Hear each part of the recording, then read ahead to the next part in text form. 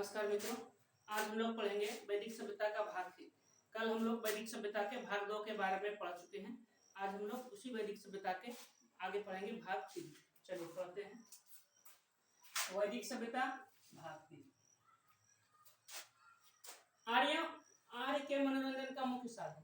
आर्य लोग मनोरंजन करने के लिए क्या करते थे?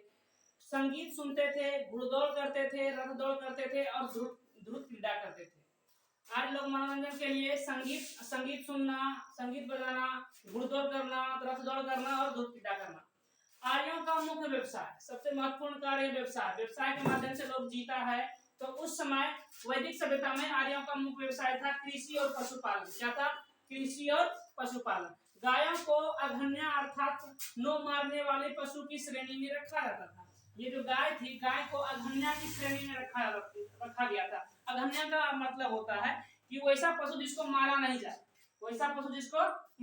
जाए, गाय को नो मारने वाली पशु की श्रेणी में रखा गया था, अर्थात गाय को अघन्या के नाम से जाना जाता था। आर्यों का प्रिय पशु उस समय घोड़ा था। ये जो हम बात कर रहे हैं उत्तर वैदिक काल के बारे में बात कर रहे हैं। आर्यों का प्रिय पशु घोड़ा था। आर्यों का प्रिय देवता इंद्र था। आर्यों द्वारा खोजी गई धातु, सबसे महत्वपूर्ण क्वेश्चन कि आर्यों द्वारा खोजी गई धातु लोहा। जब आर्यों द्वारा खोजी गई धातु कौन सी थी? लोहा को श्याम अयस्क के नाम से जाना जाता था। अभी हम लोग लोहा को लोहा कहते हैं, लेकिन वैदिक काल में लोहा को श्याम अयस्क कहा जाता था। व्यापार हेतु दूर दूर तक जाने वाले व्यक्ति को पनी कहते थे। व्यापार हेतु दूर दूर तक जाने वाले व्यक्ति को पनी कहते थे। लेन देन के लिए वस्तु विनिमय प्रणाली प्रचलन में था। ऋण देकर ब्याज लेने वाले व्यक्ति को बैंकनोट अर्थात सूदखोर के नाम से जाना जाता था। कहा जाता था। मनुष्य और देवता के बीच की मध्यस्थता की भूमिका निभाने वाला देवता अग्नि थे। मनुष्य और देवताओं के बीच मध्यस्थता की भूमिका निभाने वाले देवताओं में से अग्नि एक ऐसे देवता थे जो मनुष्य और देवताओं के बीच की मध्यस्थता करते थे, ऐसा कहा जाता है। उसके बाद आते हैं उत्तर वैदिक काल में। ऋग्वैदिक काल इतना ही था। यहाँ ऋग्वैदिक काल के बारे में लोग पढ़ चुके, अब चलेंगे उत्तर वैदिक काल में। उत्तर वैदिक काल में सर्वाधिक लोकप्रिय देवता इंद्र प्रजापति हो गए। ऋग्वेद में सर्वाधिक लोकप्रिय देवता इंद्र थे। आर्यों के सर्वाधिक लोकप्रिय देवता इंद्र, जबकि उत्तर वैदिक काल में आर्यों के सबसे लोकप्रिय देवता प्रजापति हो गए। विष्णु भगवान के 3 पद की कल्पना इसी काल में हुई है। विष्णु भगवान के 3 पद की कल्पना उत्तर वैदिक काल में ही हुई है। राजाभिषेक के समय राजा जो थे उत्तर वैदिक काल में, जो राजा होते थे वे राजाभिषेक के समय राजसूय यज्ञ करते थे। कौन सा यज्ञ करते थे? या राजसूय यज्ञ करते थे। अपनी प्रतिष्ठा को स्थापित करने के लिए जब कोई नया व्यक्ति राजा बनता था उस समय राजसूय यज्ञ कराया जाता था।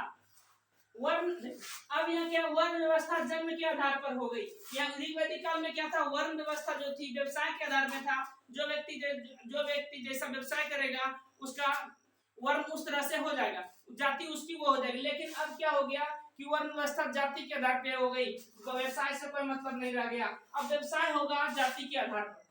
अब देखिए, हल को सीरा एवं हल की रेखा को सीरा एवं हल को सीरा एवं हल की रेखा को सीता कहा जाता था। हल को सीरा और हल की रेखा को सीता कहा जाता था। सर्वाधिक सांख्य दर्शन जो है सबसे प्राचीन दर्शन है।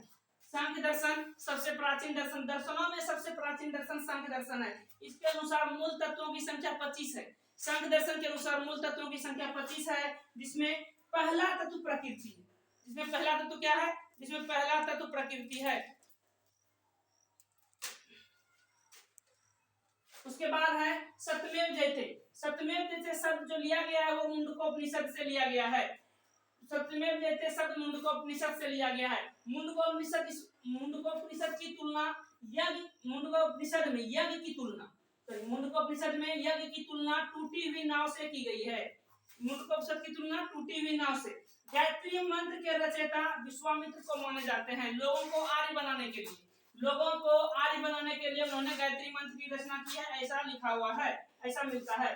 तो गायत्री मंत्र के रचयिता कौन हो गए? विश्वामित्र हो गए। श्राद्ध कार्यक्रम, मृत्यु के बाद जो श्राद्ध होता है उस श्राद्ध कार्यक्रम का शुरुआत दत्तात्रेय के पुत्र निमि को जाता है। सर्वप्रथम दत्तात्रेय के पुत्र निमि ने ही श्राद्ध कार्यक्रम की शुरुआत करवाई थी। गोत्र नामक संस्था का जन्म उत्तर वैदिक काल में हुआ। गोत्र नामक संस्था का जन्म भी उत्तर वैदिक काल में हुआ। आज के लिए इतना ही जाने देते हैं। वैदिक काल हमको अब तक प्राय समाप्त हो ही गई है, कुछ ऐसा शब्द है जो कि बाकी रह गया है, उसको अगले वीडियो में देखते हैं। तब तक के लिए धन्यवाद।